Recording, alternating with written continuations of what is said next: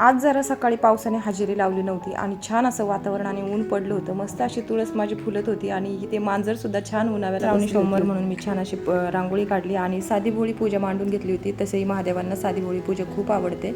मस्त अशी पूजा मांडून घेतली आणि खूप वर्षांनी बरोबर छान असा सेल्फी काढला. आणि आज मिठाचं खायचं नाही म्हणून मी काय खाऊ असा विचार केला, तर म्हटलं चला यांनी शिकवलेली कॉफी पहिली करूया. मस्त अशी हवा येत होती आणि लगेच कॉफी बनवायला घेतली. चैतन्यही आलेला होता, त्यालाही मी घेतली का त्यालाही कॉफी लागते. मस्त अशी कॉफी बनवायला सुरुवात केली. 2 कप दूध टाकलं, 2 कप साखर टाकली आणि मस्त अशी नेसकॅफे घेतली. दोन्ही कपामध्ये एक अर्धा चमचा नेसकॅफे ओतून टाकली.